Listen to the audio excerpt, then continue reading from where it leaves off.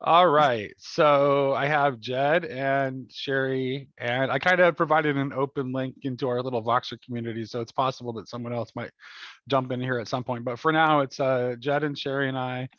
And we decided to have a conversation about the Apocatastasis of the fallen spirits. So that would be the final redemption of the fallen spirits, the devil and his angels.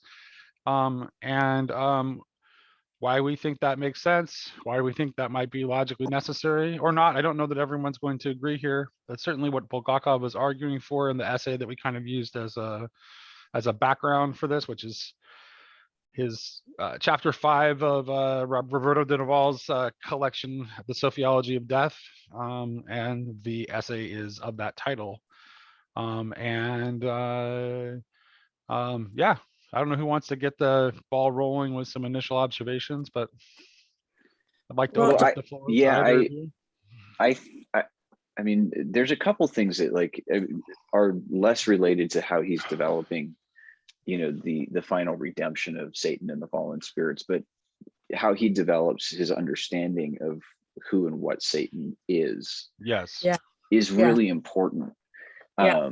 Because I think that, that we deal with all kinds of strange abstractions as far as what we think is involved in the fall of Satan. And I thought that was it was a really helpful, it was helpful for him to bring out this kind of irreconcilable contradiction, or this contradictory, I mean, it ultimately is reconcilable, right? But this contradiction that really lies at the heart of the identity of Satan, and how his fall from being Lucifer into being this enemy, it has placed him fundamentally at enmity with himself.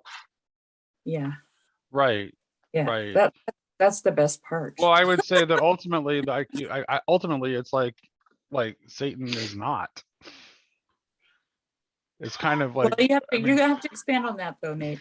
Oh, I know I have to expand on that, but I will expand on that. But I mean, that's like the conclusion I think that you have to come to, is that it's that Lucifer, the created cherubim, is right, has actual being, but Satan is not. Would you say that Satan is a projection?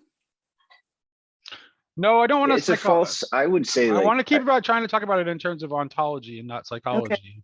Okay. Yeah, so I would put it in terms of ontologically. I think what we have is like a failure in the difference principle that veers into negation, right? So, and I think that Bulgakov tracks in Hegelian thought really well. So I'm not going to shy away from the categories, but the concept of the identity and difference, right, is that there is a difference principle that is not an aggravated difference, right? But once there's this kind of this dark negation, Satan's wanting to become God. Well, in a sense, he already is. He's already, that is already his creaturely birthright is divine union. So there's no need for him to ascend higher, but this kind of this false negation of the fact that he's different, but trying to ascend into that identity. So it's just this almost like this aborted negation, which I think that the redemption of Satan is the negation of that negation. So what you have is that identity and difference principle restored, right? Is that he retains the creatureliness, but still that creatureliness is subsumed within Christ's own divine humanity. Right, and that to me, that seems like almost like a necessary principle for there to be even a possibility of differentiation at all, right? So you have to have a possibility of a differentiation that is something more than a mere negation, right? So you cannot the creation cannot merely be not God. If that's all that the creation is, then there's nothing to sustain it in being. Yeah, I mean, the best way I can put it I don't mind using, I mean, people will use the categories in creation of classical theism, pantheism, panentheism, and I think that that's often used in debate circles. that doesn't really deal with the God world relation very well, right, is that, it's like the world is / not God. The relationship is there. It's like there's identity and difference between God and the world. There's a shared identity. The world cannot have identity outside of its divine origin. But it is And also different from that. also And the that difference principle is just a right, manifestation of identity, right, and but with also particularity. the odd thing about pantheism and panentheism and these distinctions is that they're almost not they're almost always done without bringing any kind of Trinitarian ontology to bear. Yeah. And that's where, and then even, further into like Bulgakov's Sophiology is there's always a creatureliness that is always obtaining, but that still doesn't negate the divine identity of creation. Right. And I think it's like, in those kind of like, I want to put you in this category or that category kind of, it's like coming up with a taxonomy for that relation. It's like, well, a lot of times it's just used to score points that doesn't understand even the inner logic of our own creedal witness, right? Trinitarian theology that necessarily brings a change into how we're looking at the God-world relation.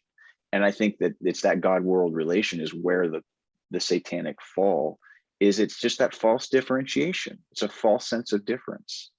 It's like it's trying to overcome identity in some way that can never overcome that identity. And so it's just that, to me, like that's where Bulgakov is so right on in his thinking, is that he's understanding there's a mutual principle at play here. And that by identity here, you mean I assume that you mean, in the context that we're talking about, I assume you mean I assume you mean the not God identity.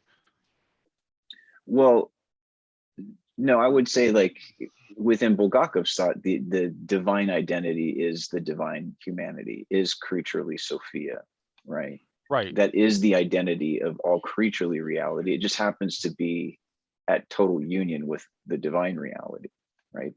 And so that's the identity.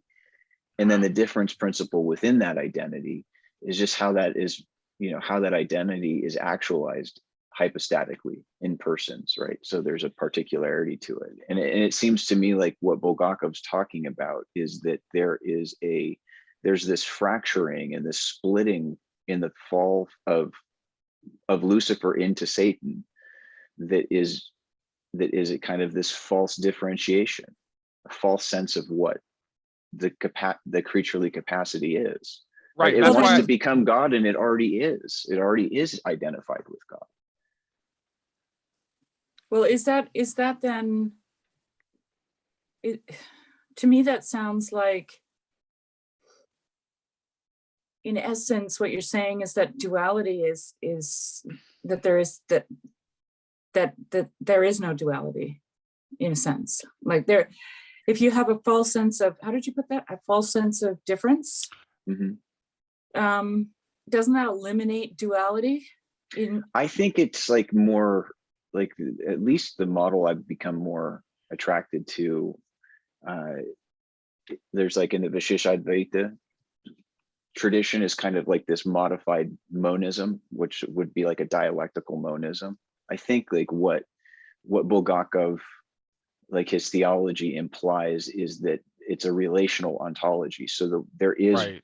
oneness, there is a true monad, but that monad is already a unity, and it's already relational at its core of this interplay between, well, that allows for the one and the many, right?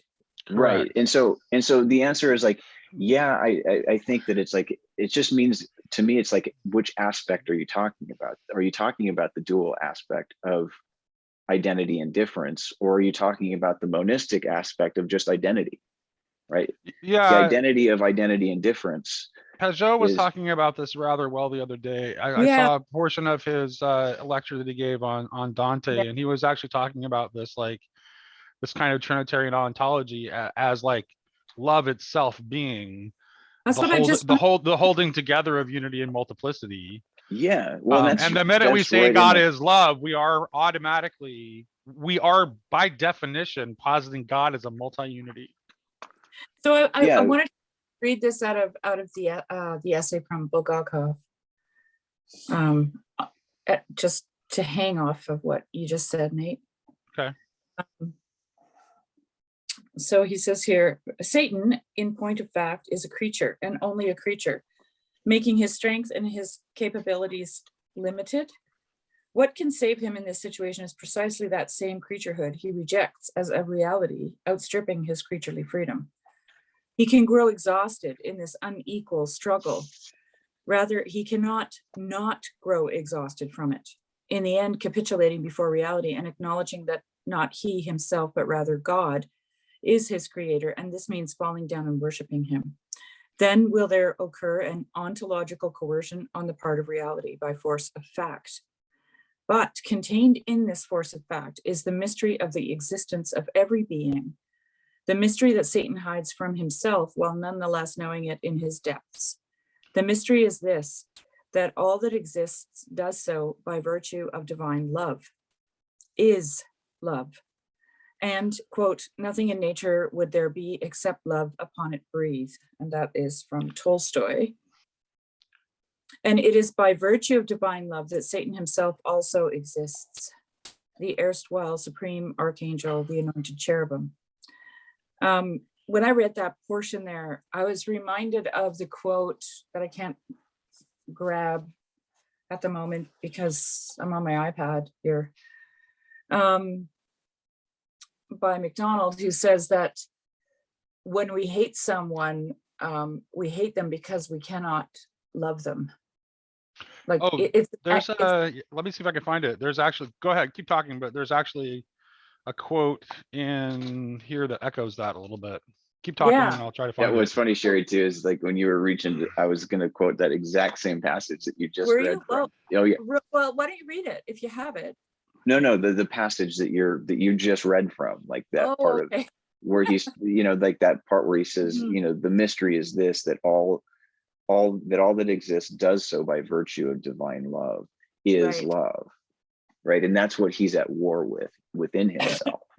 Yeah, and then if you further expand on it with George MacDonald's description of hatred being basically a failure to, a desire to embrace something, but an inability to do so. Yeah, Bulgakov somewhere in this essay actually identifies it with love. Here we go. Yes, here we go.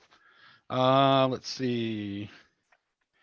Love fettered by hate is freed from its shackles through the recognition of the truth. You shall know your truth. That's not it. Let's see here. I thought I highlighted it. Maybe I didn't. Yeah, that's always the worst, when you don't highlight the ones you like the most. It stood out in my mind. I think it's actually toward the end, but he actually posits like hate as being A form of love. a form of love. Yeah, right? I remember. Yeah. Yeah.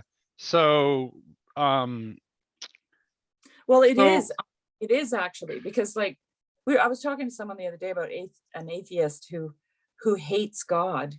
Oh, here we go. I think I just found it. Okay. He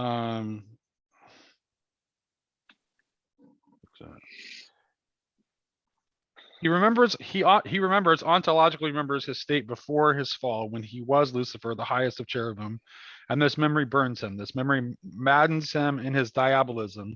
It is the main source of his demonism, a rabid fight with his very own nature, a wish to reject it and forget it, replacing it with what exactly? Emptiness. And it is this anamnesis, strange to say, that makes it of him both the tempter and the tempted one. He cannot remain indifferent, calmly and disdainfully contemplating the appearance in the world of Christ and the Mother of God, and even of holy angels and people. He loves them with hate. Yes. He loves them with hate, for hate is a language of love.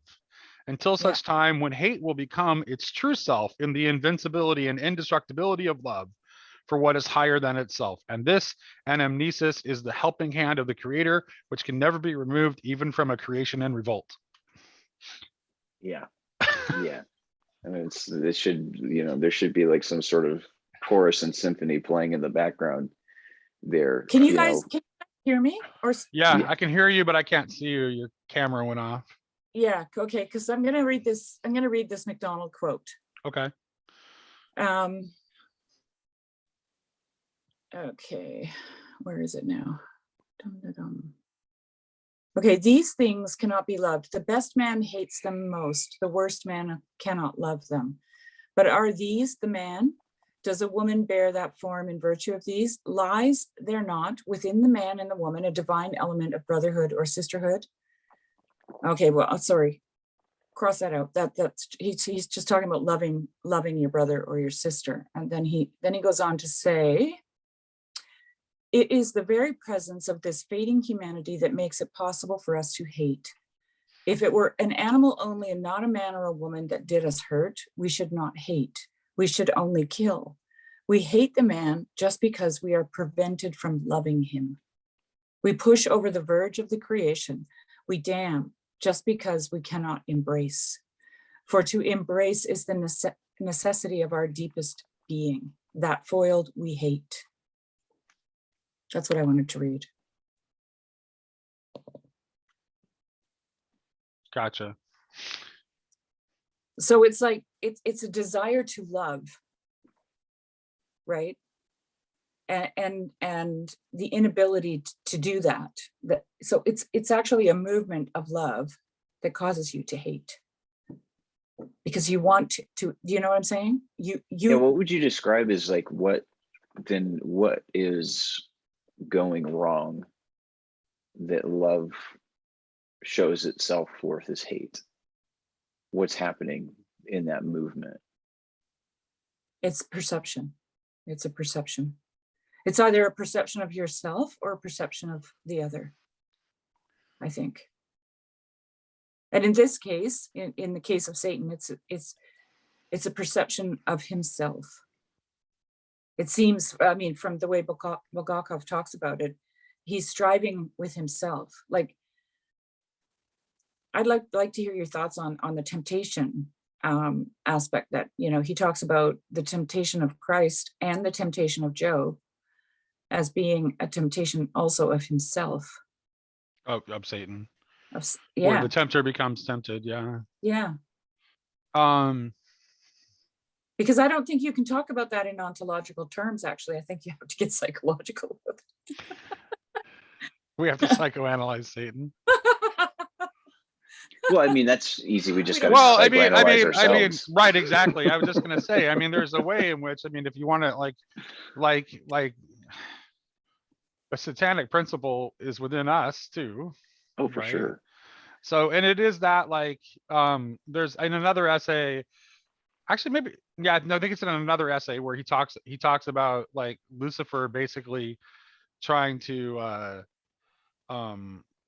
posit a man godhood instead of a god manhood. Yeah. Essentially. And that's, which is, it's, so it has to do with this, like,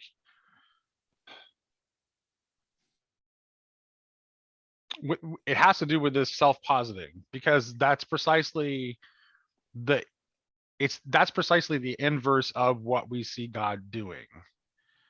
Right? Because it's not like the divine kenosis is like something that like happened at a time and then stopped. Yeah. Because the source is infinite, it's always emptying itself out. That's how anything else other than God exists.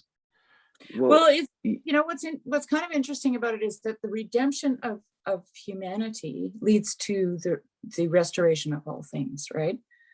So, and there's something about there, like, you know, that verse that says you've made them a little lower than the angels, but Right. that the angels are amazed when they look on humanity, right? And I've always thought that means that it's that means that God's looking for partners in creation, which means that he's looking for other canonic points. Well, see, I think to continue that work.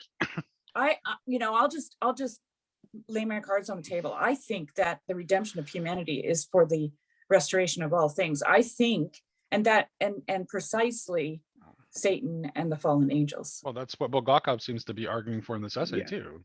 Yeah. Yeah. And When he's go ahead. Oh no, go ahead. Sherry, I wasn't trying to interrupt you. If you got stay with your train of thought. So. No, I don't really have more than that. Like, this was something that I saw once a long time ago, and I was just kind of blown away by it, and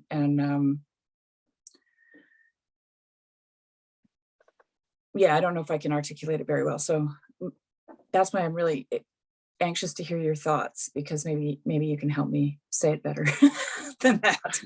Well, I don't know about that, but I think like one of the things you were talking about, and I think it's like we can actually connect the ontology and the psychology in some interesting ways by kind of probing into what Bulgakov is talking about here. Yeah. Because the very opening of the chapter, he makes it very clear that the fall of Lucifer into becoming Satan, it was a false theosis, right? So there was a misapprehension at some fundamental level of what he was. He misunderstood, because there was no need for him to elevate himself into the place of God, because he was united with God. There was no need. But what it seems to me, and it connects, Nate, to what you're a little bit of what you're talking about, and it's all over the place in Bulgakov, is it's a misapprehension that divinity is expressed canonically. So theosis and kenosis are the same thing. The same thing, which right? is and why there's a grasping at his own divinity. Which is why there's no elevation. There's no possibility of elevation to the divine throne, because that is precisely not what God. That's not even what God does. Yeah, he puts that everyone isn't on God. the throne. If you're not emulating God, if that's what you're seeking to do. Yeah, like we're seated together with him. We are like his idea of enthronement, and the accession to the throne is bringing everybody to the chair with him. Yeah, he's the king who makes his own body the feast and invites everyone to be his friends and equals. Yeah, he's not. And so there's that principle of like, I think like, so to connect it psychologically, like we all want to be special.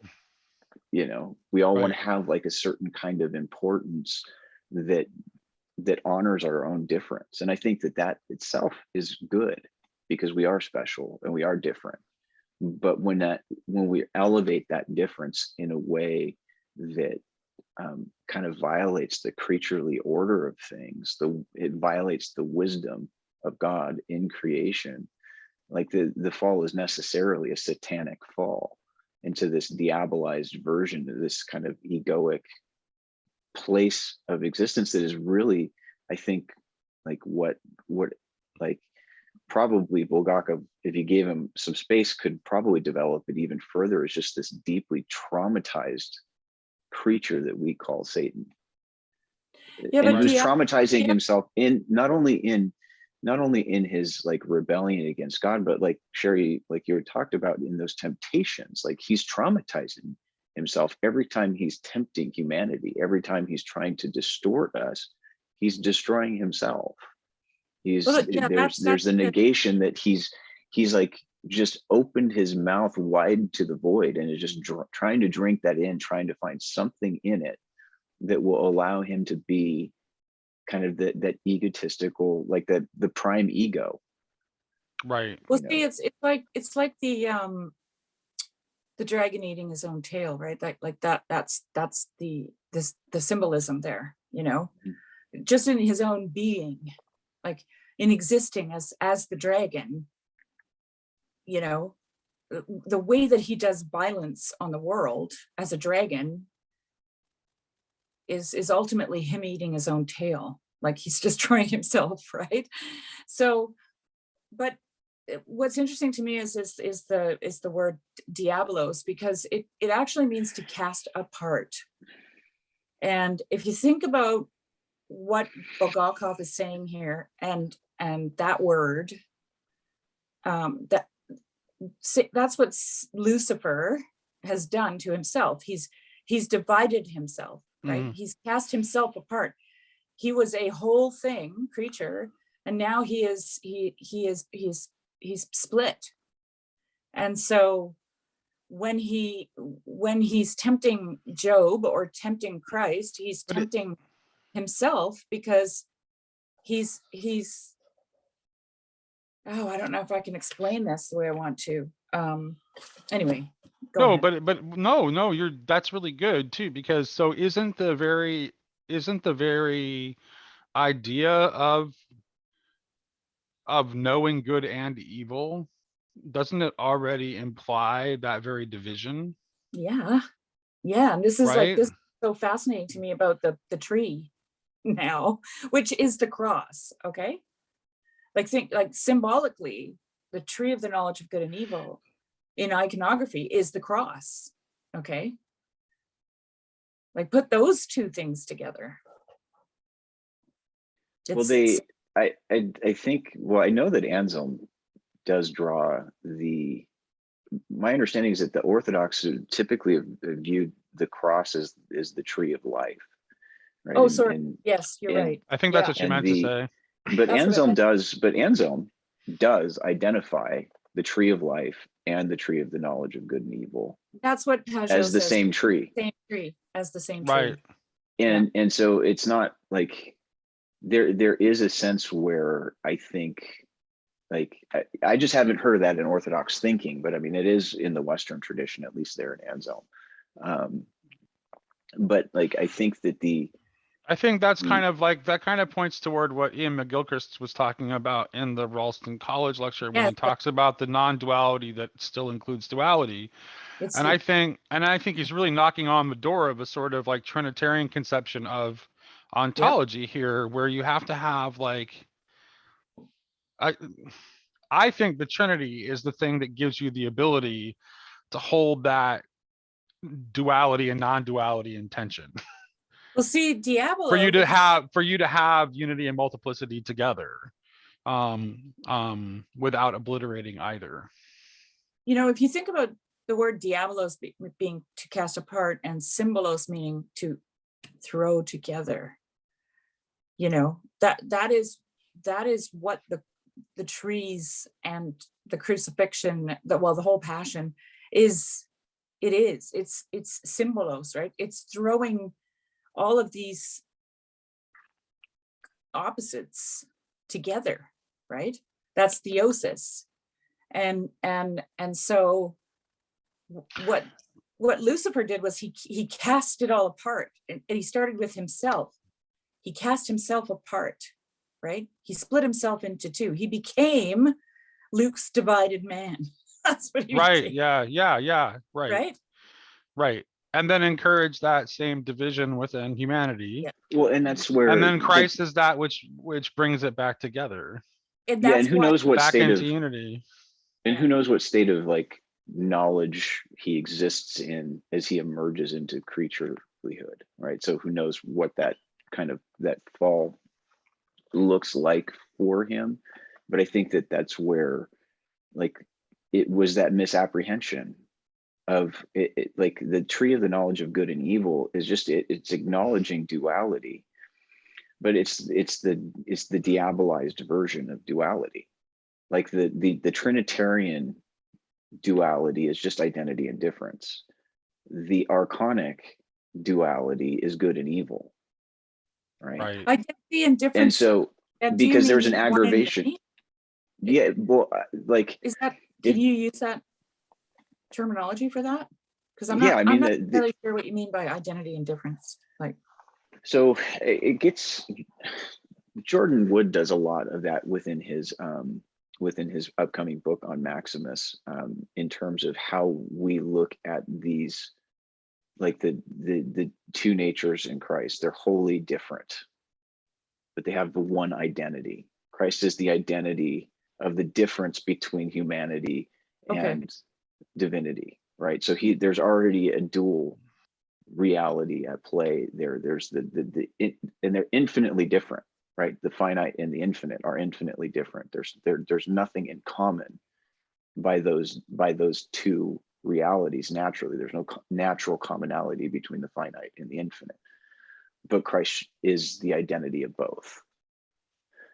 And so and that's where Jordan brings up what is very interesting, and I've talked with Jordan about the connection between Bulgakov and Maximus, is that this puts Maximus looking directly at Hegelian dialectics, centuries before Hegel. Is that Hegel has that kind of antinomic property in his logic that sees the difference between what we call the Hegelian synthesis, but the thesis and antithesis, right? Is that they share a common identity, right? And so and I think in Hegel's thought, it tends to veer towards more, it fleshes out more of that archonic kind of idea that the thesis and the antithesis are antithetical in nature, right? As opposed to like in the divine duality, it's just they're complementary, right? Their difference is complement. It's just an expression of unity. It's an expression of oneness. Versus like in the tree of the knowledge of good and evil, you already have one trying to overcome the other. And Well, so the overcoming of evil is its negation.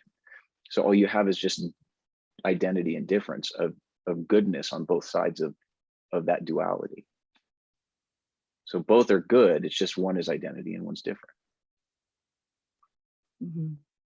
So I don't know if that makes sense, but I mean, that's kind of I think part of the logic that I think is definitely implicit in Bulgakov. Well, then if is you already say, that dialectical kind of reasoning. okay, I have to think about that. I had a couple questions, but now they're gone. I mean, is that along the same lines as McGilchrist's coincidence of opposites? In some senses, I mean, yeah, you eventually, like, I mean, what's happening, like in this, and there's a lot of wonderful connections between Margaret Barker's works and Bulgakov. Whenever I read them now, Nate, now that you turned me on to Barker, I'm like, oh, that's why I like her so much. It's like she's like the biblical version of a Bulgakov, right? Is the setting forth of difference in day one of creation, right? The splitting of the light and the darkness. Neither were bad, right? And so the divisions and the distinctions in creation were always meant to be an expression of higher unity.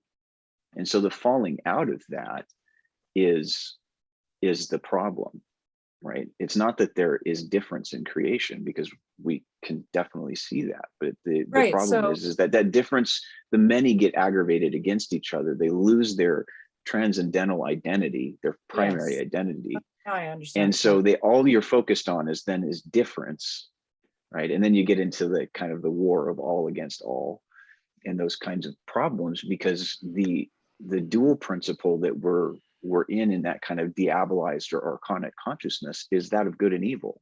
But like the atonement, Christ goes back into the Holy of Holies, back into day one, and he binds together all of creation, all those disparate parts of creation, reinscribes creation. And so much so that even the dualities that were present in the old administration of purity code, clean and unclean, have now been obliterated. Those have been done away with. Now what's important when you're talking about what kind of food you're consuming is, no, we don't want you to consume food sacrificed to idols, but there's nothing inherently pure or impure about the food that's going into your mouth. Right. And Barker talks about, in her work, she talks about how like in the temple tradition, like the Holy of Holies was always the place where those divisions didn't apply, right? Yeah, they don't obtain there. So that's why the veil was able to be woven out of wool and linen mixed together, which is normally forbidden, but for the veil it was permitted, because in the Holy of Holies that doesn't. But the thing is like, well, is that symbolic? If you think that's symbolic of the fact that for God there is no division, but outside of the Holy of Holies there was, like, it was not that it was desired to be so, but it was right. so. Where God dwells, there is no division. That's exactly right. That's exactly what you should take away from that. I mean, that's pretty obviously what that's saying. Where God dwells, there is no division. Well, where does God dwell? In everything. Everything. It's just hidden. In it's just everything. Hidden behind the veil, so to speak.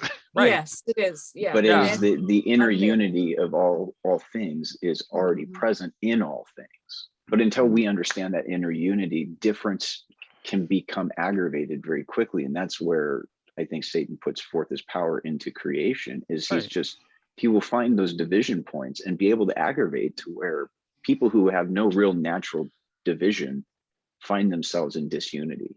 Right. Okay, And so that's what it really means to live in a fallen world. I really have problems when it tries to, this is why I dislike Calvinism so much, is at least when it's, okay, it's not bad in all of its forms, but at least in the forms that like really try to get people to internalize that negativity in such a way that it is like operating in this denial of the most important thing you need to know, which is that the very, very core of your being is a procession of God.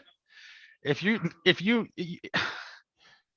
denying that, to me, that's diabolical. Like, because you you're blowing are yourself up. You're blowing yourself. exactly not just yourself, but you're blowing up all of creation. It's like, to me, it's almost a satanic thing to say. Well, that is diabolos, when you blow Right. something up. Well, and that's where I think that leaks into, all kinds of like theological discourse in the Christian tradition has been diabolized, right? Yes. And Yeah. like if you look at like kind of the anti-apocatastasis that the church has embodied largely for 1500 years, right? Well, where would that come from? Well, it's such a, when you realize that it's such a powerful tool in both projecting institutional power, but also maybe for the well-meaning to protect the sacred. But you know right? perfectly well, but the people who are invested that, perfectly well what they're going to say about us in this conversation. They're gonna turn that around. They're gonna turn that around, and they're gonna say, "No, that's that you're telling the big lie." Right. And so that's the question. For a minute. Well, I have $1 million question. Oh, go ahead. I'm sorry, Shari, go ahead. Oh no. Okay, so here it is. Why did God put the tree of the knowledge of good and evil in the garden? To keep things spicy. See, that was the question I asked when I had that moment of revelation, and I realized that mankind had to be redeemed in order for Satan to be redeemed. That's putting it really simply. Okay. And I was like, okay. So in other words, because it's through humanity ultimately that the redemption is accomplished. Yes. Through the cooperation of divinity and humanity. That's what the Christ being means. That's right. I know. Well, like you can't deny that humanity's participation in it through Christ. It's like, that's kind of the point. But then you have to fall in, like, this is when you have to fall into duality. You have to fall into the diabolos, right? The good and the evil, in order for you. That's what you're being redeemed from. Well, if I mean, since we're already like veering into, the outrageous, I think that's like, that gets like to the there was any doubt we were going to. Like, that's at the heart of the anamnesis, right? This remembering of a beginning. I love that. Right? The remembering of our beginning. When you remember your beginning, I mean, this is what I believe the beginning entails, is it's ontologically necessary. Like, before you go into a long talk about this, because I want to hear it. This is my image, okay, of anamnesis. Is we blew ourselves up, right? So we're just like body parts everywhere, and then we remember ourselves. You know what's funny? I was kind of poking at Grimgriz actually a little bit ago on Twitter, like right before we started this conversation, like hinting that, like, I think what he means by remember embody is exactly what we're talking about right now. Yes. I think that's what he's hinting at. I think he knows, and he's like very cleverly in his own way, he's hinting at that. Yeah. Well, it's because what it is that we were embodying.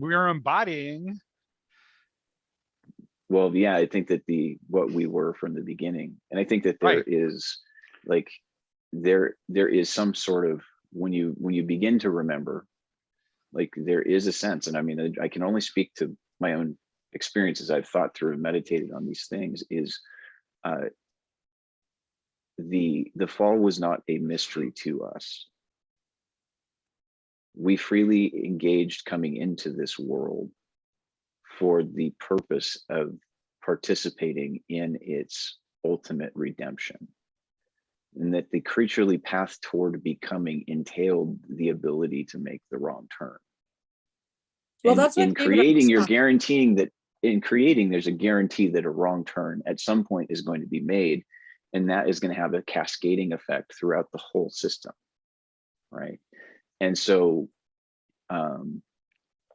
just like the angels who remained for our rescue, we entered into this world for the rescue of those who caused us to fall. Yeah, until see, everything was restored.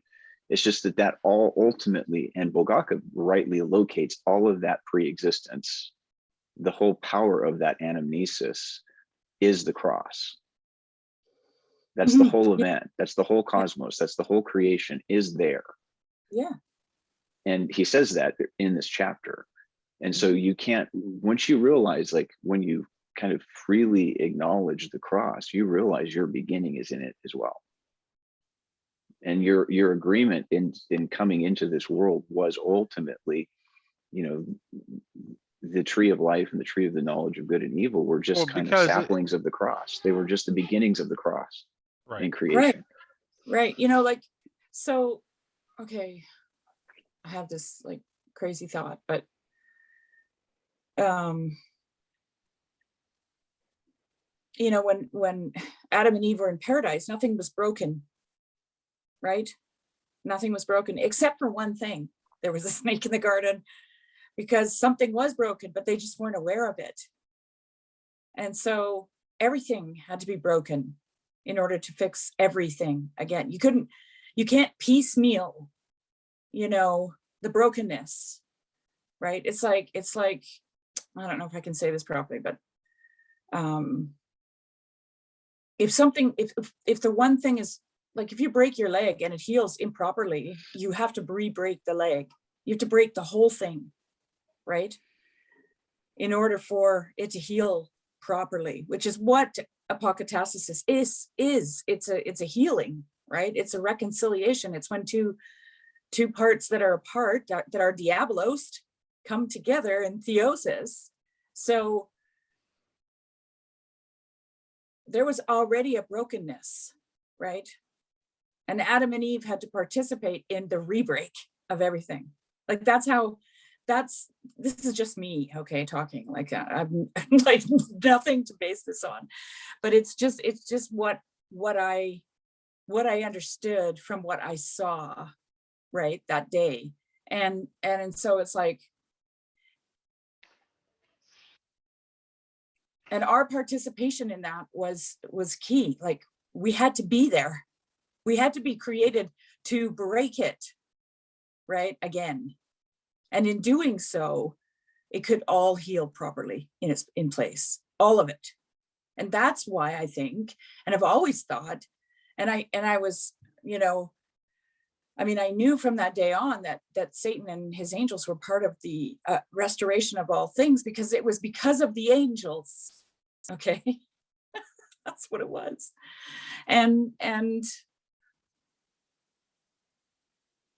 And then I read Origin and he said the same thing. And I was like, oh, now I can talk about it.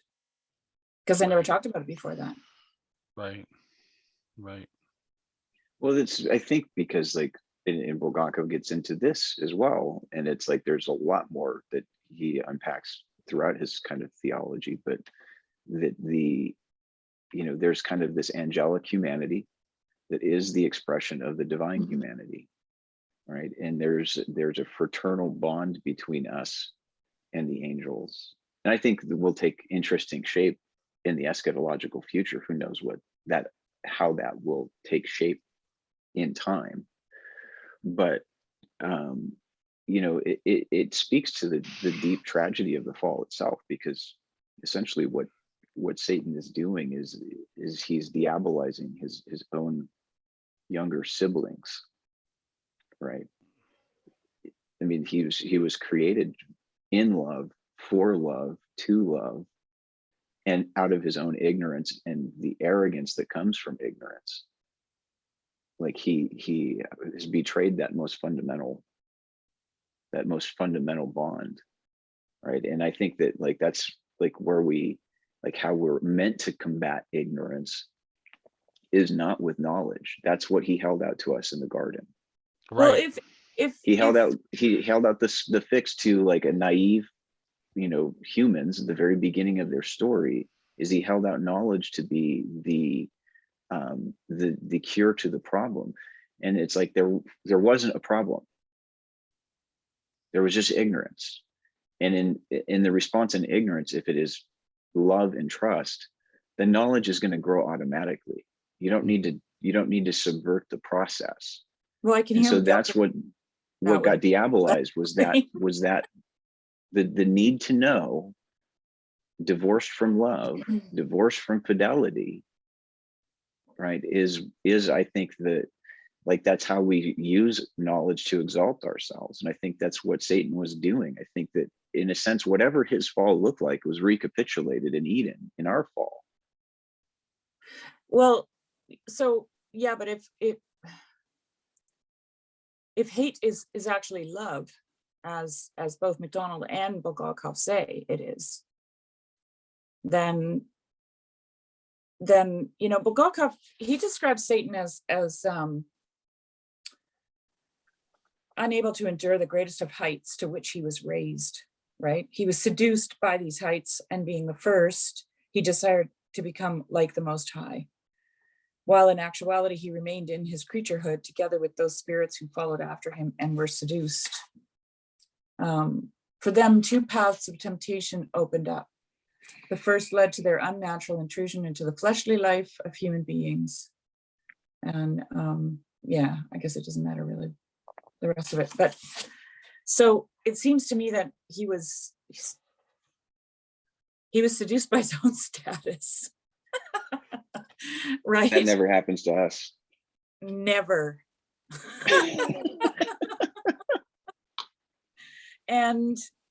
But if hate is love, then I'm asking myself the question, if he's like inches or let's say millimeters from God, because he's right up there, right, on the hierarchy, how did that go wrong? Like what about that relationship, not God to him, but him to God, confused his ability to love God?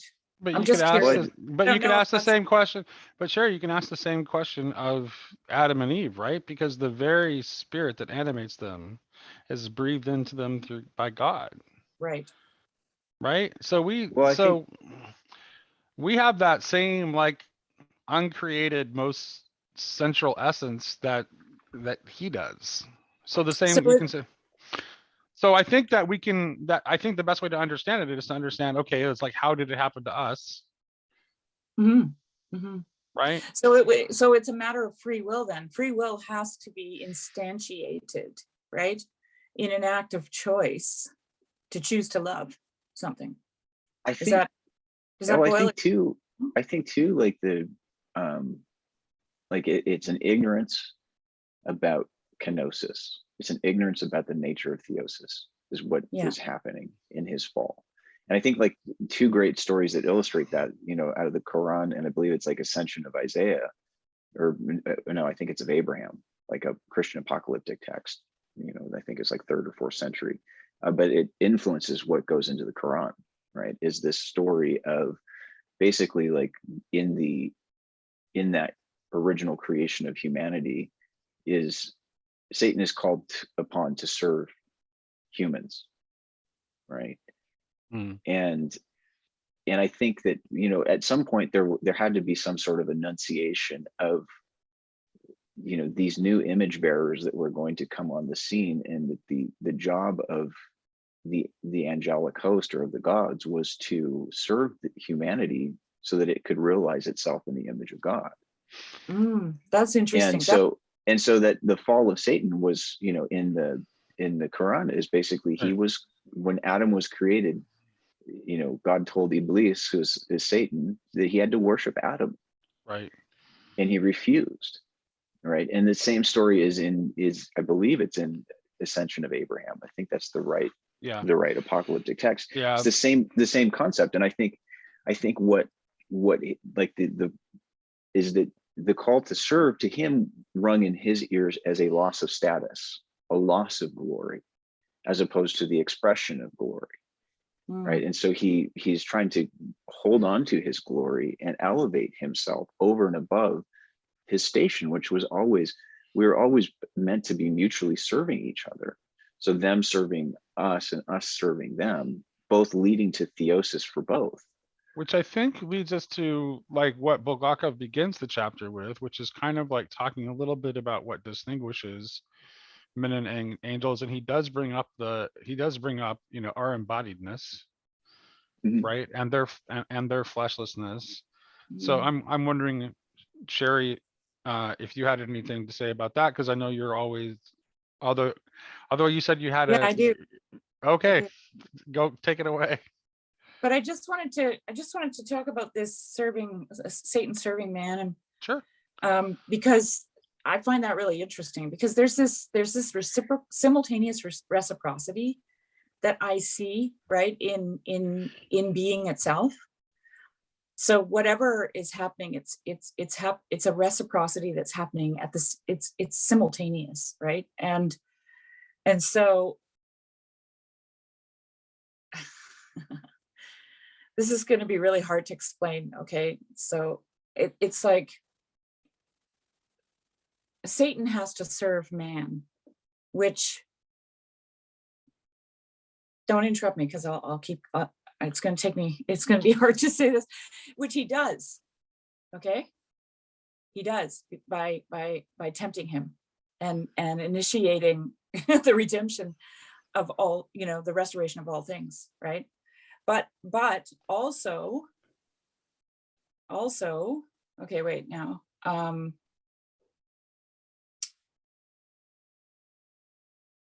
It's inverted, where, because that's what Christ does, right? With the heart, with the servant hierarchies, is he inverts them.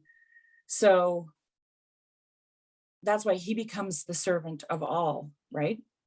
And so what happens in that Satan mankind servitude hierarchy is it gets flipped, and but at the same time Satan is doing his job. So he serves mankind with the temptation, but then mankind serves him with the restoration of all things. Do you know what I'm saying?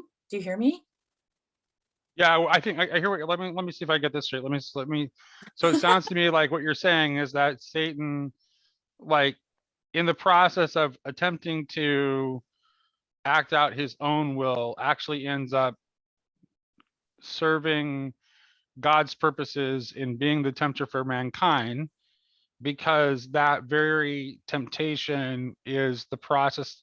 It's part of the process of the restoration of all things.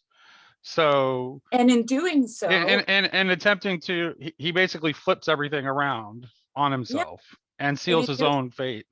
and in doing so, mankind serves him, right? Mankind becomes the servant of all. Like, that's what happens Right. in the Christian hierarchies, is they get Our fall inverted. enables the redemption of the fallen spirits. Because, Yes. and I think this has to do with, like, and this has something to do with temporality and embodiedness. Although Bulgakov says that there's a temporality that's appropriate to creaturely being that Yeah. seems to apply to the angels too. Yeah, I was hoping we'd get there. Maybe put a pin in that, because I don't want to depart that's from what a Shari's whole saying. right. Yeah, Because that's a really maybe. complicated So, box. well, the question that you asked before I said all that, was what about the body, right? Can't remember exactly how you phrased it. Oh, But to because me, Bulgakov talks about, like, creatureliness, embodiedness and creatureliness at the beginning of the chapter. Well, I think the body is the corruptible, right? That, like, Christ had to conquer death by death. this is death. That's what it is. It dies. It's the only thing that does. Right? And so he has to put on death and take the form of a human being. I mean, that's the only thing I can think of, right? And this is also why I have to put on the body question. The body question keeps flitting around in all different places, right? Because we need the body in order Wouldn't you say it's more about the elevation of the corruptible through the incarnation, though? Well, it is that too. It's all those, that's this simultaneous reciprocity, right? Like all these things are happening all at once, because, and that to me is it's an indicator of the divine, because it's timelessness. It's the lamb slain before the foundation of the world, right? It's the past, present, and the future. It's everything at the same time. That's what timelessness is. It's everything happening at the same time. So if that's true, then the putting on of the corruptible is also the elevation of the corruptible, right? Like it's all those things at the same time, if that makes any sense. Yeah, I mean, I think, like,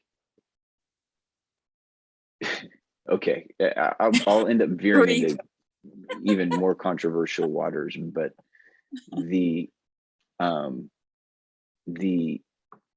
issue that you're talking about there, Shari, like if the church took that seriously, that we're looking at the elevation of the corrupted into incorruptibility, right?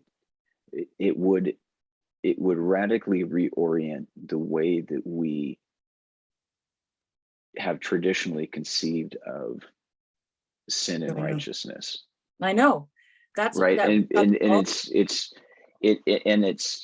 like, this is, I think it's a part of the apocalyptic process. It's part of the dynamic of the increase of lawlessness. The increase of lawlessness exists to show the ineptitude of law in the first place.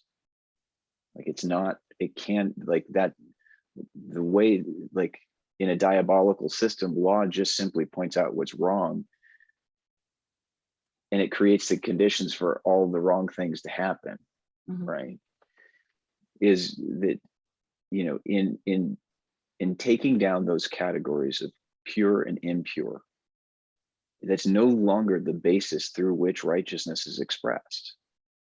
Righteousness is now expressed, in those most fundamental commandments of loving God, loving the neighbor, right? That love is compelling, is compelling action. And it's very important that those acts cannot be compelled by law. They are by their nature acts which can only be performed in freedom. Yeah, you can't, and that's, no one can force you to love your neighbor or to love God. It's like the law of perfect liberty. Yeah, go ahead. And so I think, in like, even when we're talking about, one of the themes that you and I constantly talk about is like that opposition of evil. Well, how do we oppose evil? Well, if we love Lucifer, we confront Satan canonically. Right. Right. We confront them with the reality that the only way to theosis is the cross. The only way to theosis is through kenosis. Right. And so love compels us to meet our enemy on the battlefield until our enemy has become our friend. Well, that's the thing. So there is an oppositional, there's still, even within that higher transcendental principle, because the identity admits no negation, is until the identity has totally negated the negation. And all that's left is just difference, just duality of, like, let's say masculine and feminine versus good and evil. That's a healthy duality, is masculine and feminine, because they complement. Good and evil are always at war with each other. Once you negate whatever the evil is, all that darkness is just a backdrop for the light to be displayed. Well, that's so, like I've always said that if you love your enemy, you don't have any, because they all become your brothers, right? Like you, they retain enmity, so long as love has not had its final say.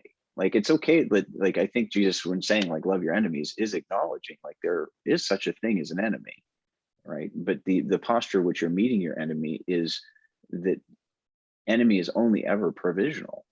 It's But the only a enemy, provisional status. the enemy only perceives himself as your enemy. That's the difference. Correct. Like, Correct. there's no perception on your part as toward them as an enemy. When from your perspective, they are no longer an enemy, but a brother or a sister, right? Yeah, and I think that that's, I mean, and I'm not quite sure like how you would balance some of that, like with Paul's sense of like, you know, some people being enemies for the sake of the cross and those kinds of things. Like I think, you know, I think maybe Paul's using that term. He's not using that as like an ontology, but just simply acknowledging a kind of a status or something. They're coming up against the cross as an enemy, but the cross is there's no enemy on this side of the equation, right? It's that thing that George MacDonald said, that the slaying of evil is when it gets absorbed into the good, right? Like that's what happens. So if you are, you know, loving your enemy, let's say, then you become the good, and the enemy approaches that and is slain by it being absorbed into the good, right?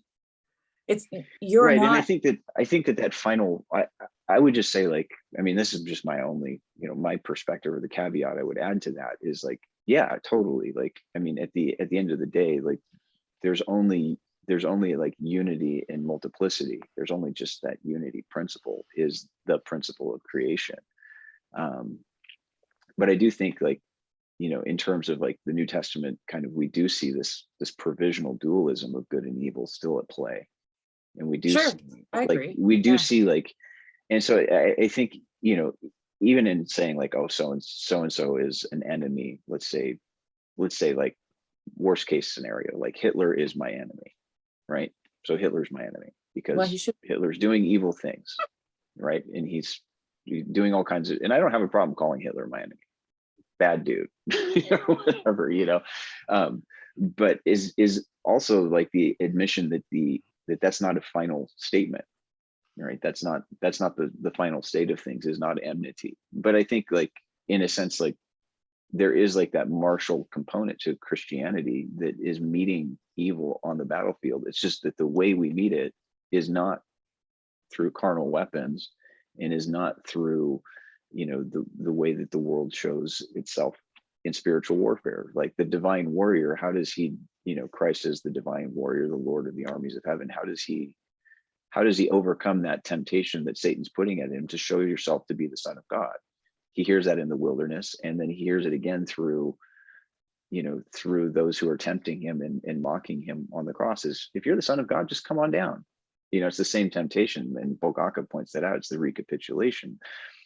But he is showing himself to be conquering his enemies by suffering under their evil and by overcoming it. By loving them, actually. Well, Yeah, but well, it's the consuming fire. I mean, at some point, yeah, the hatred is at enmity with the love. It's just that the hatred gets burned away. You know, the consuming fire is such that it is a threat to evil, but it's just because evil doesn't have any real true existence on its own anyway. Yeah, but it's just like the stain on existence. And so the fire is removing the stain that evil. Yeah, but the thing that kept Christ on the cross was love, right? Yeah.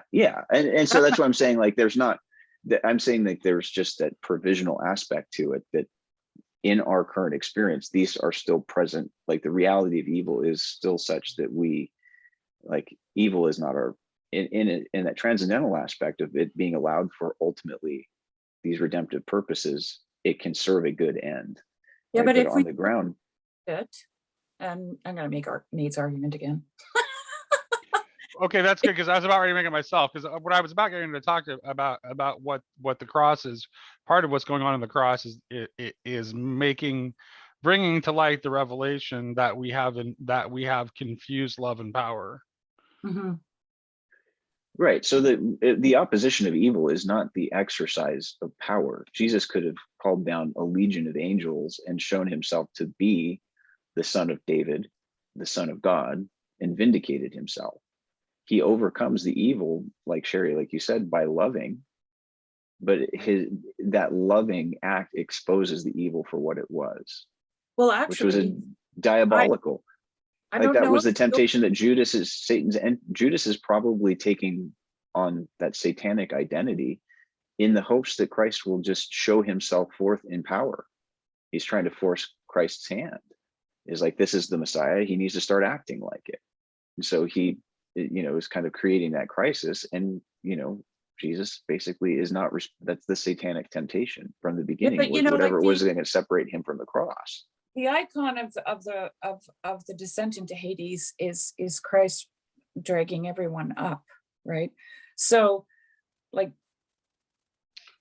Well, again, Adam and Eve, and if I well, mean, all unless you're symbolically impaired, everybody, by virtue right, of it being Adam and Eve. humanity. Mhm.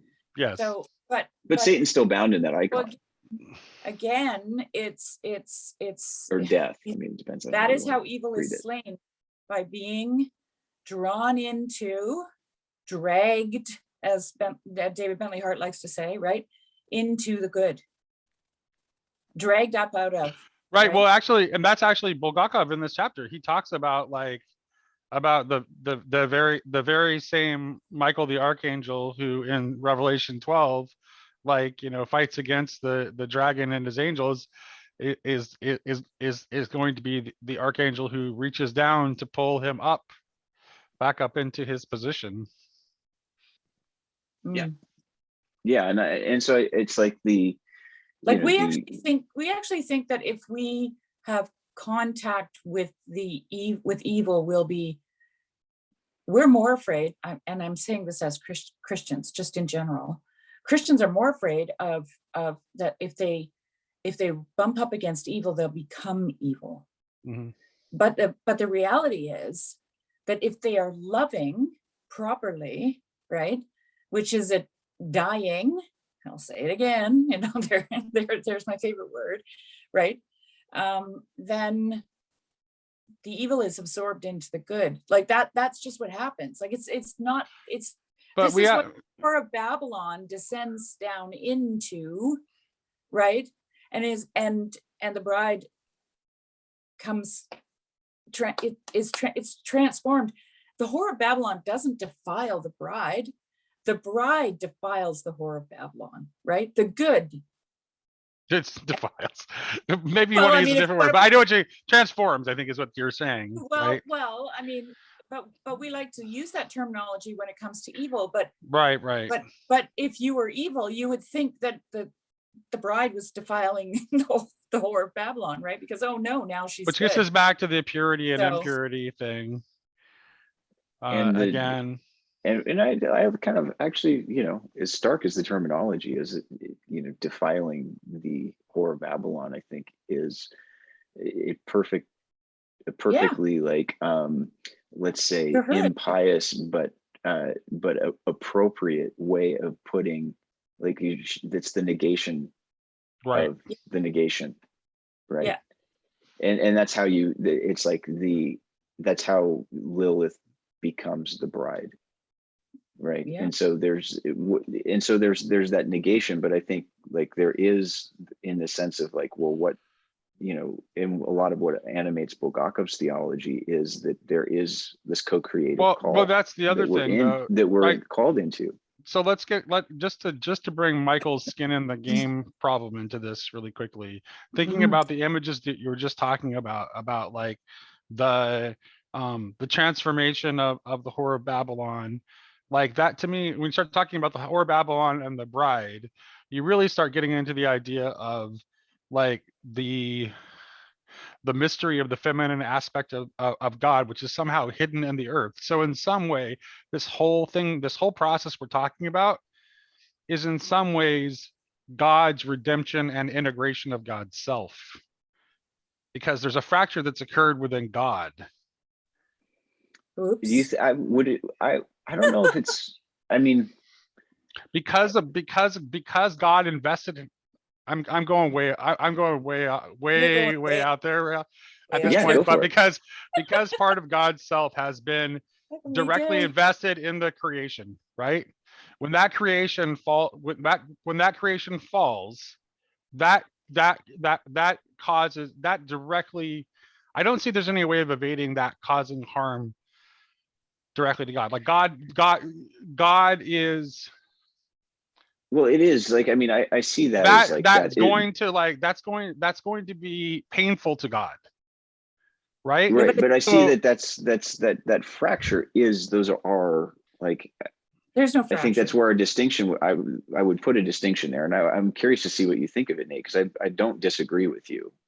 I would just say like, that is the passion.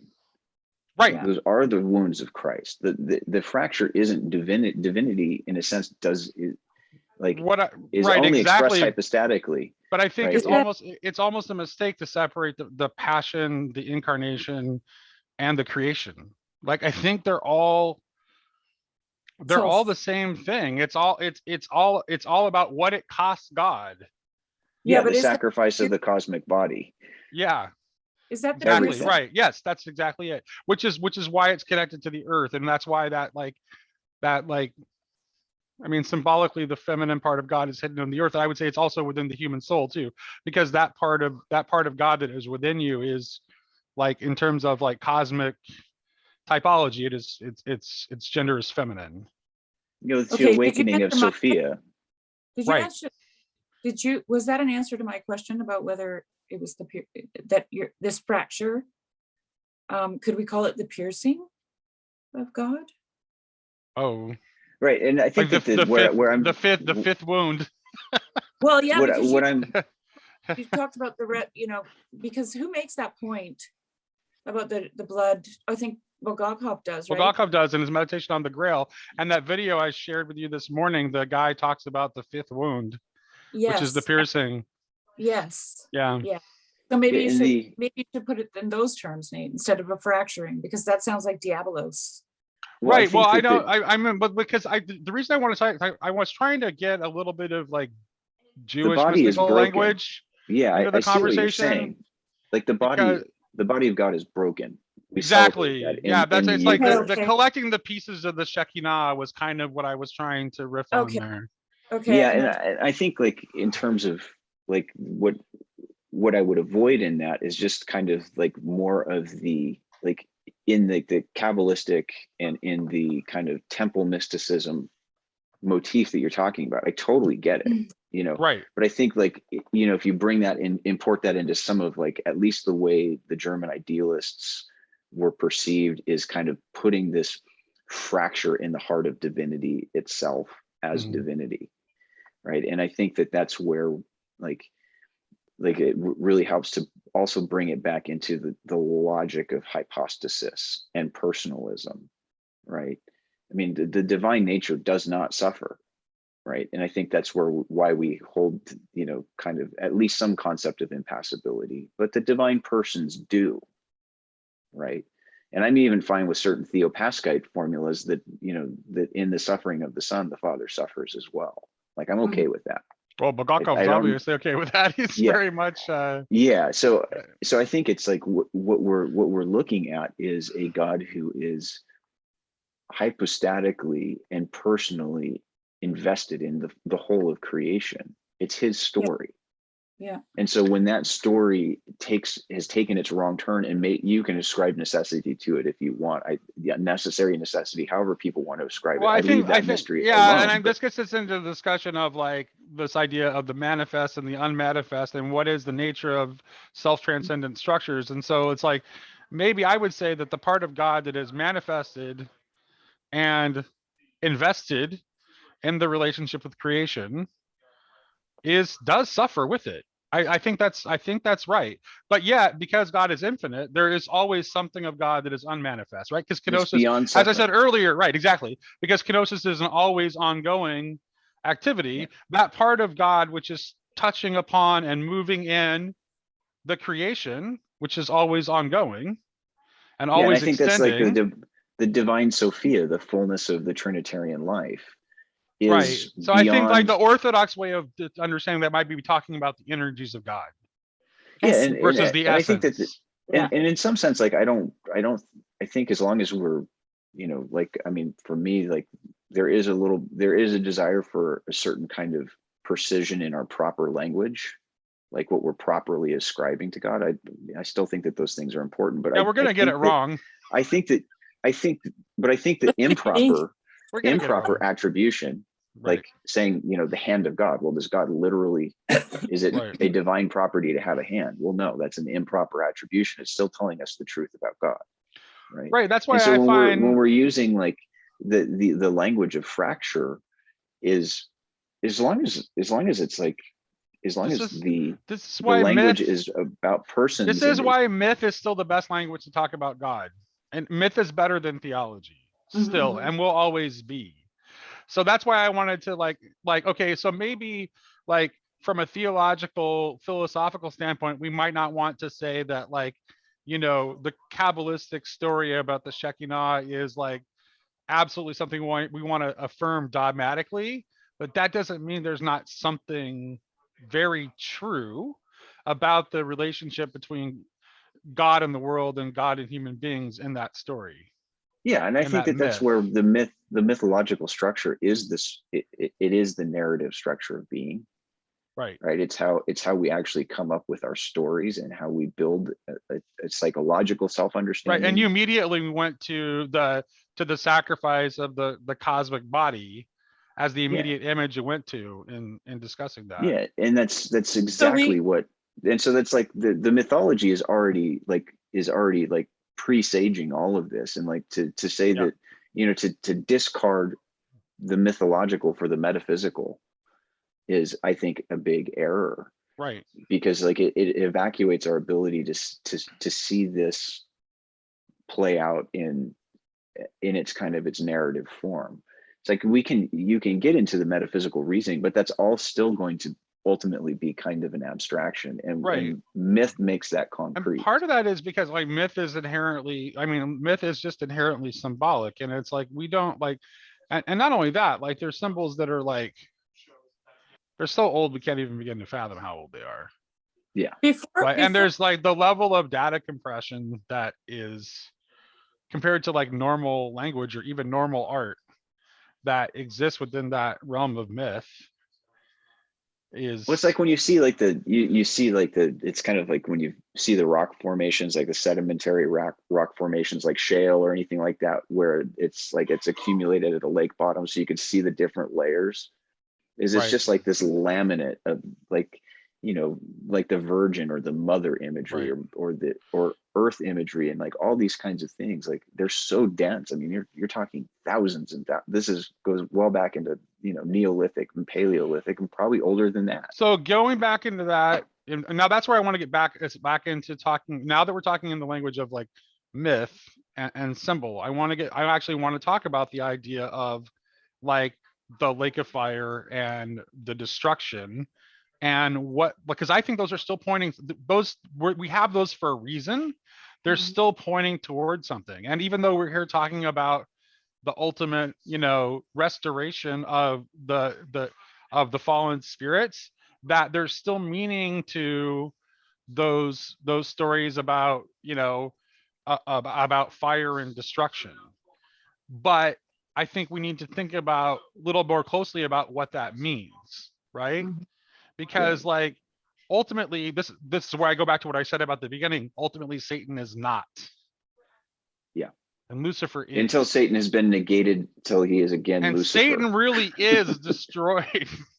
Well, I read once that Satan means resist, to resist, Adversary, yeah. and yeah, so it's used as a verb in the Bible. I think that in one place it's used, the angel that blocks Balaam and his donkey is Sataning at that door, right? Mhm. So, I mean, that's kind of descriptive of what Satan is doing. He's resisting his true identity, right? That's what he's doing. And that's what we're doing too. Well, and Right. it's a carrying of a false name, Mm-hmm. right? The identity of Satan is not Satan. Well, I Right. don't think he was ever really called Satan Satan's really more of a title. I mean, it kind of becomes a name, but I mean, But I think it's more descriptive of what he does. He, well, yeah, it's enemy or adversary, the resisting, but resisting. But if you look at it the way Bulgakov is doing it, he's resisting his own self, right? He's resisting his true identity, and that makes him diabolical, because he's casting himself apart. He's dividing himself into two. So and he is literally divided into two, right? Like he has these two identities. Yes. Lucifer, and he remembers that identity, right? Yes, and he has to Satan remember, right? So because he's cast apart, so he has to remember, which is what Bulgakov talks about. And right? we're in the same, as the divided man, we are in the same state. Exactly. And so I just wanted to, before we end this without concluding the essay, because for those who are listening, they'll be like, wait, how did he get saved? Because we're prone to do that. How does Bulgakov say? I think it goes into naming. When Satan is no longer Satan, he will simply be Lucifer. Well, and he also just says that that's like, essentially that's just what the nature of the sacrifice is, like, that there's no other, it can have no other end. Right. And the names written in the book of life are only true names and true identities. So if you're carrying a false identity, that's where I think that, like the lake of fire, I talked about that in one of the videos that I put up, is that, I've seen it as like this kind of this trans-temporal place of cosmic healing, right? Is that, but it's purgation as well. Yeah, right? I think what Berdyaev talks about it in terms of intensity. Yeah, it's as opposed to, because we have a tendency to think about it in terms of duration. Yeah. And so, and he talks about, and Bulgakov Berdyaev says the talks same about it thing. in terms of intensity, which is more in quality. Yeah, and Quality and Bulgakov quantity. said quality and quantity together is what Yeah, Bulgakov says. So if you want to call it an eternal punishment, that's fine. It Yeah. is eternal, but Right. it's the quality of the punishment. But you have to understand what you eternity, mean. but you have to understand what you mean by eternity when you say eternity. And it's a really important point that he makes, because then he's still saying, like, this has a finite quantity, even if it has an infinite quality, right? Because you're like the experience of perdition in that way is the experience of the infinite divine love, but also the experience of the alienation of that. And until that alienation is burnt away, like, that will be experienced as a certain kind of anguish. But also I think that lake of fire, that it becomes implicit both in Bulgakov's thought, Berdyaev as well, is that it is the place where the creation itself is also being healed, where those spirits that were involved in the fracturing of creation are also involved in its bringing back together, it's welding back together. It's being bound up again. And so I think that, like, looking at perdition not as like some place of unending torment, but realistically it's where the failure in love is confronted, and where the wrongs are made right again. And until that process is complete, it will remain in creation. But once it is complete, creation itself is complete. Right. And as far as the arguments about, like, offense against infinite dignity go, like, that, I don't know what God you're praying to, because the God I pray to lowered himself to the lowest possible humility and isn't concerned with dignity at all. So you can take that argument and stuff it. Yeah, well, I like this. It's a concession to an infinite diabolism. You've conceded that diabolism is infinite. Right. if you make the punishment of infinite duration, you basically have said that Well, you've the also failed diabolical to principle is also really failed to understand like every single lesson that Jesus teaches. Like seriously, it's like you're not understanding what he's showing about love and power. You're not understanding what he's showing about dignity and humility. You're not understanding anything. It's like I don't really know what God you're talking about, well, because it has no connection to Jesus Christ. That's for sure. yeah. Can I read this? I like this. This is Bulgakov's definition of how Satan becomes restored. Go for it, Shari. Evil has no depths. It is exhaustible, and it exhausts itself. I love that. Yeah. And at a determinate stage of the maturation of being, its final impotence inevitably appears. Evil becomes fatigued and disillusioned with itself. A static state in the spiritual world, in eternal life, does not exist. And the endless success of evil, its progress in eternity, as this is defined by the defenders of eternal impenitence and of eternal torments for the rejected and condemned, is an ontological absurdity and a truly satanic blasphemy against God's creation. And the irony is that Augustine pretty clearly establishes the ontological case for that, and is in his writings against the Manichaeans, and then somehow like forgets his own earlier work and refuses to see his own obvious contradictions. Yeah. So then he says further down, he says here, nevertheless, duration, and in this sense, the temporality and mutability of creaturely being, possesses a principle, in italics, that proceeds from God. Quote, by him all things were made, John 1:3. All things are from him, by him, and to him, Romans 11:36. And this principle serves not only as the first time of being, but also more generally as its primary and supratemporal determination of state. If you bring something evil into eternity, tell me what its source is. Yeah. I mean, what's sustaining it? If it's eternally sustained, if there's some evil that is eternally sustained in existence, its source can only be God. In which case we're not really Christians anymore. We're Manichaeans or Zoroastrians.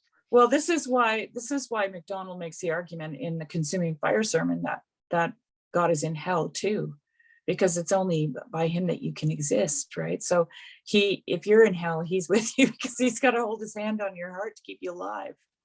Right. That's his description. Which means that mere torment can't be its purpose, because that's contrary to the divine nature. Exactly. Yeah. He says here, interestingly, a touch by the right hand of God. So he mentions the right hand, a procession from divine eternity, the divine creative act, the spark of God in creaturely being. Thereby is creaturely being given its ontological foundation, which it can never lose. Never. Right. The creature always retains in itself the ontological And memory. early Augustine actually says that too. God says that he will never let any of his creations fully fall into non-being, because he sees evil. He posits evil as having no positive being, and then says that God will not let any of his creation fall absolutely into non-being, and then Changes his mind. Changes his mind, I guess. The creature always retains in itself the ontological memory of this foundation. It bears it within itself, and it knows it as a sort of holy amnesis. And simultaneously, as a pledge of salvation through the power of God's predestination, it knows it as a divine promise concerning itself. So basically, Lucifer just wears himself right out in his battle with himself. That seems to be the case, because difference through negation cannot continue forever. he just gets exhausted, right?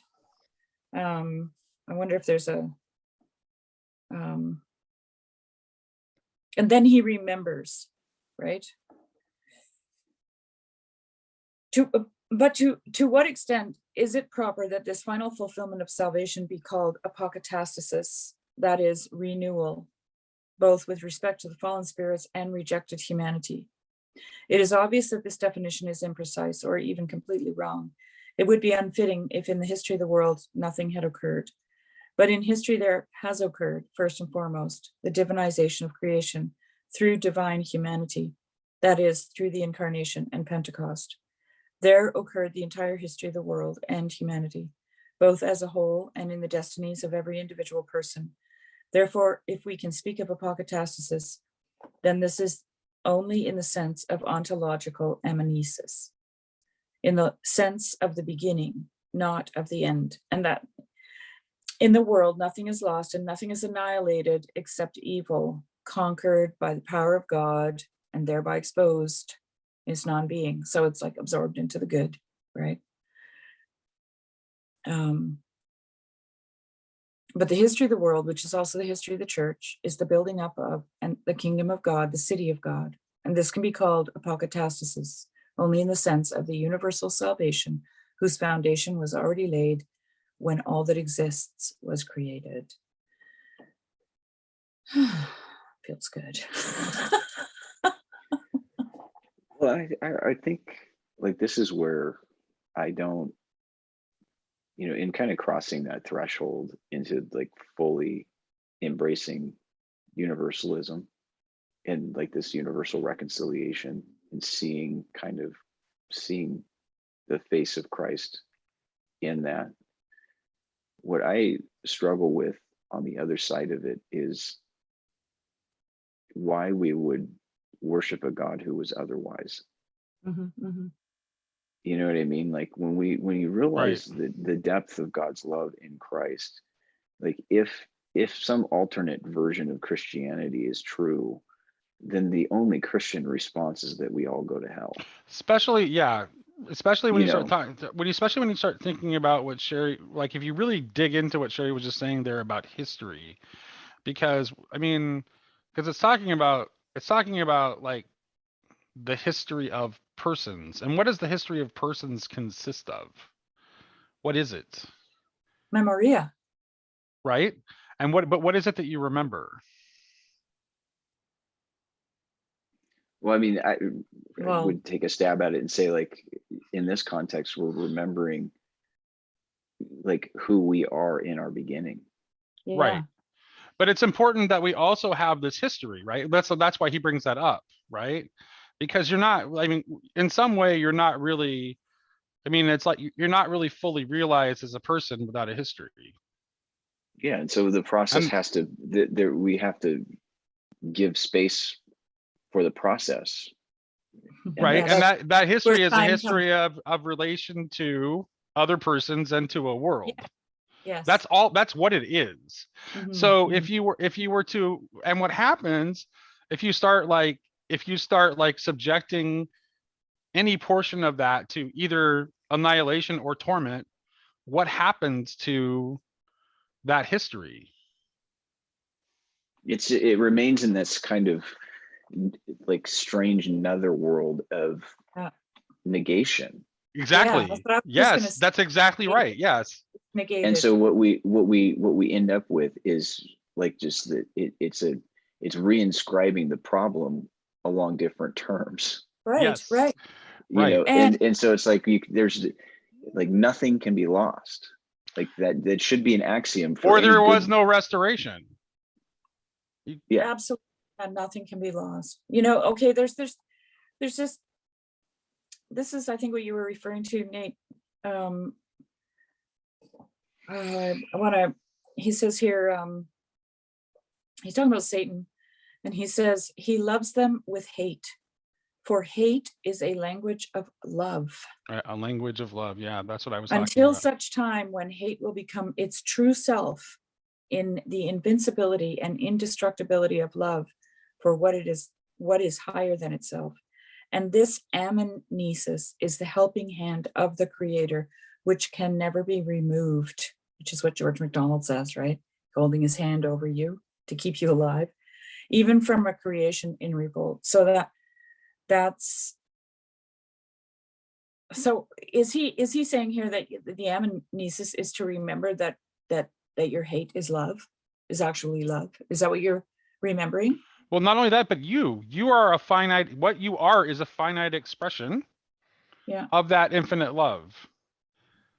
So Yeah. if your hate, if you're directing your hate against that against that infinite boundless love, which is your source, which is also what you are most properly, you're an expression of that, an embodied expression of that, Mm-hmm.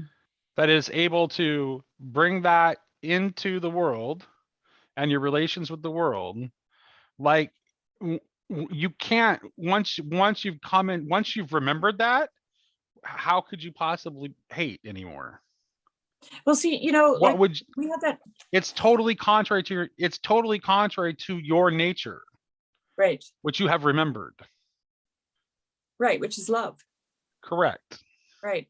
So like, when Paul asked us that final question today in that conversation, and he said, so what's next? And I said, to the moon. Yeah, I Right. love that answer, by the way. And then I said it in his language, the one that Yeah. he understands. And I said further up. Yeah. And what I was thinking in the back of my mind when I said that was that, because if I do that, everyone does that, right? If I go to the moon, then everyone comes to the moon, right? Because we're all connected, and it's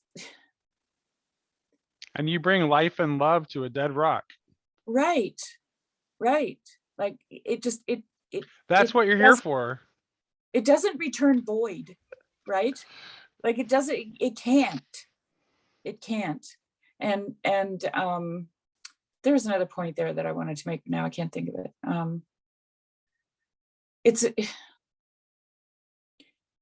Maybe it's helping people to remember, right? Remember, embody. Yeah. Maybe. Yeah. Well, I think that's where, like, the structure of memory itself, especially like the biblical terms for memory, it's a reactualizing of a primordial event, right? So Israel's call to remember the Lord was always in conjunction with like her sacred festivals, right? Which were always signifiers of these primordial events of self-disclosure, is that they are reactualizing those in their present, right? So in the Passover meal, you are in the Exodus, right? And so for us, for Christians, Eucharistically, it's the same way in partaking of the body and blood. We're at the cross. There must be an element. Why? I'm asking. This is a serious question. This is a serious question. Like, what explanation could there be for our capacity to make myths, unless we somehow remember the beginning of things? Yeah, and I think, yes, I think that we like, we're not, our myth making is like just simply truth discovery. Like, well, we're it's also remembering and So are we discovering what's already rehabilitating the Platonic theory of knowledge? I mean, I don't know what that is, but for Plato, all knowledge is remembering. Like when you say the myths, and then the the feasts and so on, and the remembering, right? It's a way of living in the infinite, right? Where the past and the present and the future are all the same thing. Yeah. And we experience that here now through remembering. And I think that also, like, I would be a little bit different than Bulgakov. Maybe just an emphasis is that there's also, we're remembering the future. Like we're actualizing the future in the present as well, right? And that there is, the primordial memory and amnesis is also the final vision of things. Right, that's what I was going to say. But that naturally follows if like if restoration is the end, that it would also that the future would also have to be connected to memory. Yeah. Because Yeah, it so is we- all it is through in fact I would say it would be through the awakening to that memory that restoration begins happening So in I time. watched a Like here and now, you mean? Yeah. Yes. watched- Revelation isn't a moment in history. It's an always ongoing process, and it's ready for you at any moment that you're ready to receive it. Can you guys hear me? Yeah, I can hear you. Uh-huh. Okay. You're just ignoring me, eh? No, not at all. I'm just kidding. No, I watched a David Bentley Hart interview on a small channel, and I actually transcribed this. He said this in the interview: the immemorial in its total co-expansiveness is one with fullness of being. It's the mystery of being. It's the entirety of being that the intentionality of a rational nature wants to understand and be at one with. Basically, God.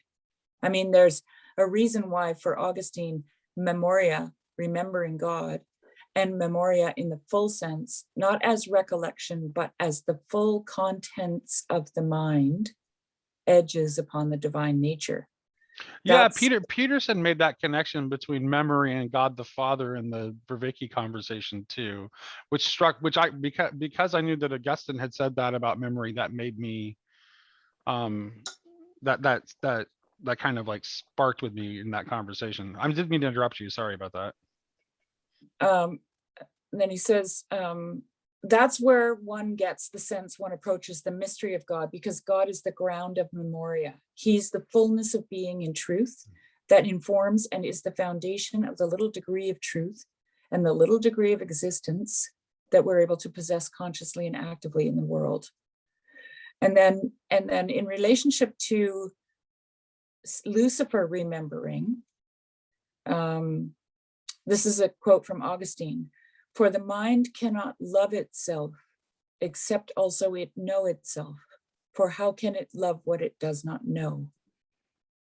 And it's a longer quote, but I'll just leave it at that. It's interesting because Augustine is similar to like the first book in Calvin's Institutes, deal with this, the dynamic of divine knowledge and self-knowledge. Yeah. Right. It's a mutual disclosure. I mean, I think that's also Calvin at his best. But then if you think about Lucifer loving himself, because that's his problem, right? He doesn't love himself. He can't. Hate is a language of love, right? Well, he loathes himself, and there's a kind of that, I guess, Augustinian sense of like a disordered love, like the hate in the self-loathing is the only way he can touch into that love. Right. You have to remember, right? And that's a knowing, I think. Yeah. When I think that that's what has to, the healing of that, like that aggravated, Satan knows that he was Lucifer. Yes. Like he knows. So he's tortured by the knowledge of what he is. Right. At every moment. And until that torment ends, the story of creation, at least as we know it, doesn't end. Like he has to be released from that torment. And the only thing that ironically will free him from that loathing is the love that the loathing is already signifying, just in the wrong way. It's just pointing in the wrong direction. And like to me, like the whole question of the salvation of Satan, in the final restoration of Lucifer and those kinds of questions, like that is still, to me, it's actually an anthropological question. It is. Like it is really a question about us. Yes, it is. Yeah. And if we cannot contemplate, I think we all do have like a healthy sense of wanting justice, and justice will be served in the judgment. Of course it will. But if we cannot contemplate a final bringing together of all the broken ends of creation and a recovery of all that was lost, even those who are most culpable in that story, then we have written ourselves out of the story of creation as well. Yeah. Yeah. because we're involved in that story. Where it's not like there's some psychological Right. entity called Satan that is somehow divisible from humanity. Like, we've been diabolized Or too. Our any story individual is, human that's what I'm talking, that's what I was trying to get to with that when I was talking about the history, or any individual human that can Mm. be extracted from that and still have it hold together. It's kind of like what Michael was it Michael that in our conversation the other day today was talking about the net? Was that That Michael was, that brought that up, or was that you? I did. You did, right? Yeah, you were talking about that. I think, and yeah, and that's like, yes, I mean that's really what it is. It's like, and it's like I mean it's a net, and it's almost really like a network too. And it's like, if you were to just to knock out, any node of that network, it's like you're going to lose coherence across the rest of the network. Hmm. Hmm.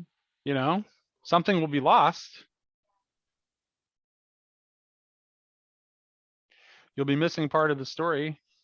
yeah, well, the story is, it's a fractured story. I mean, and that's where it's like, you know, I mean, I want to be more belligerent on this than I probably will right now, but it's just like, that is where, as universalists, like, we have to begin to push that question, right? Because like, ultimately, like, and this is what I think has remained hidden for a very long time, is like, when we're saying these things about the final state of creation, in terms of like an infernalist or an annihilationist standpoint, we are saying something about God.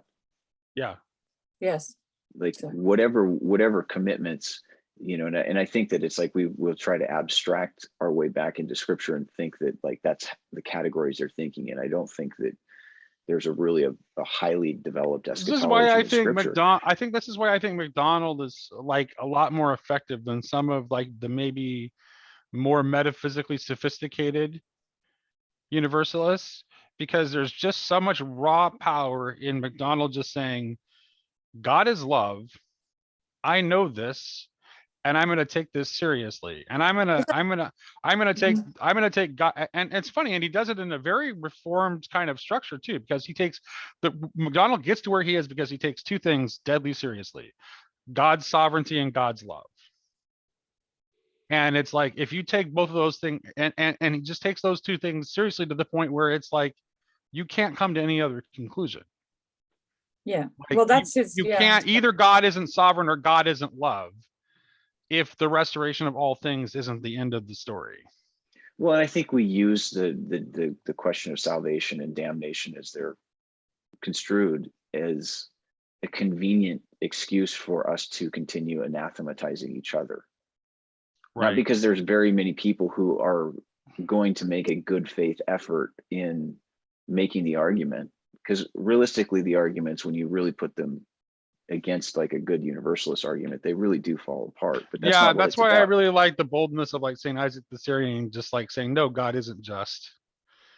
Yeah, Justice and mercy cannot coexist yeah, and the whole in the the same whole soul. question of, yeah, and so, yeah, we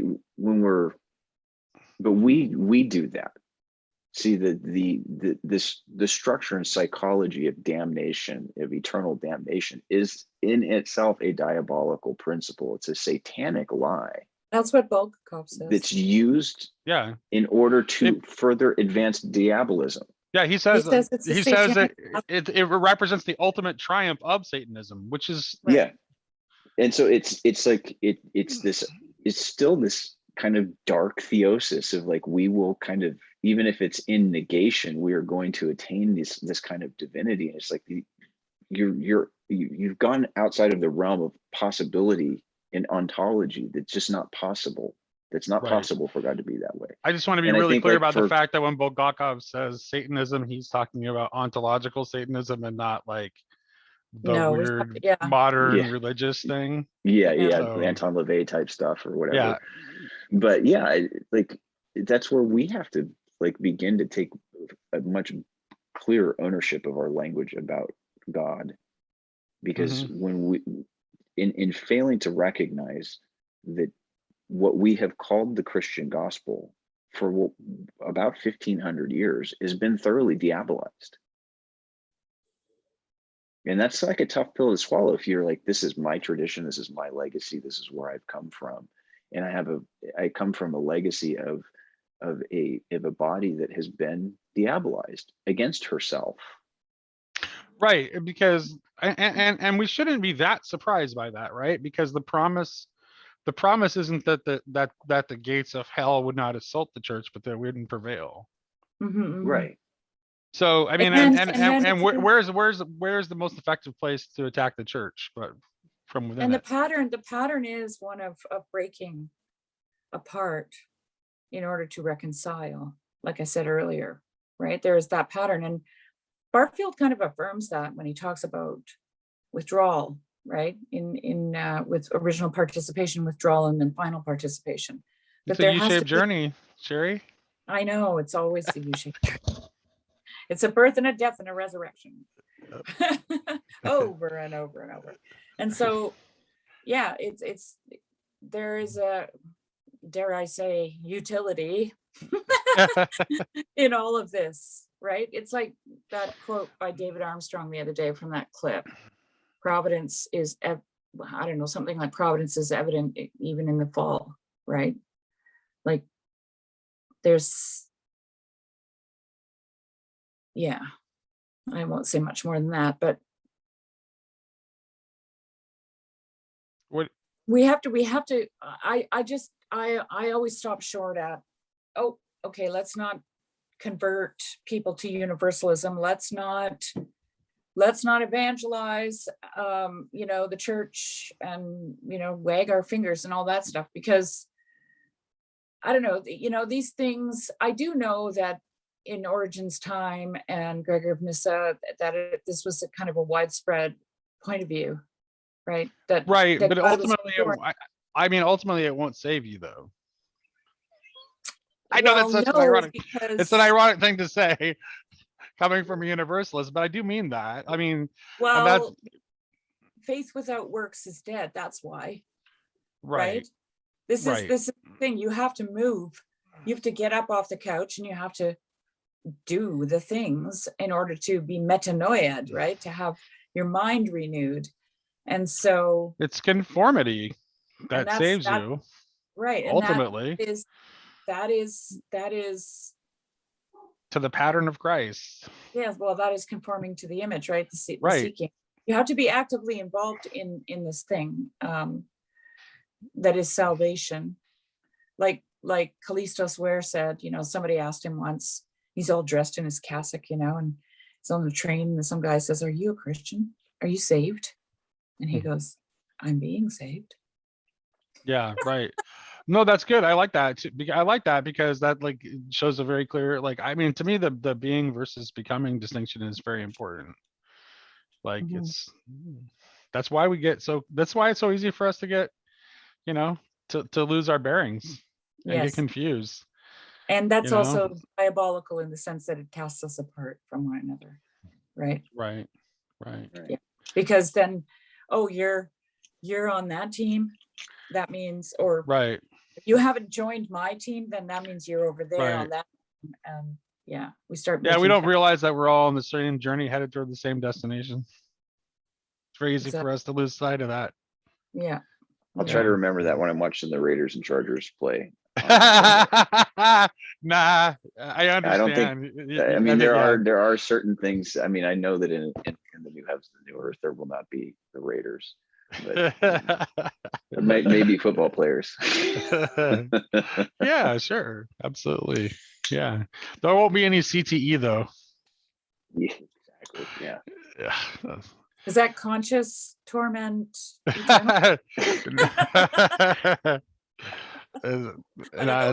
It's head trauma from repeated concussion that football players sometimes get. I think that's what's going on with Antonio Brown. I swear he hasn't been the same since Vontaze Burfict just blew him up in that playoff game. He's not. I don't think he can control what he's doing. Yeah, it's sad to watch. Prayers for Antonio Brown. He was a great Steeler for a long time, and I enjoyed watching him play. Yeah.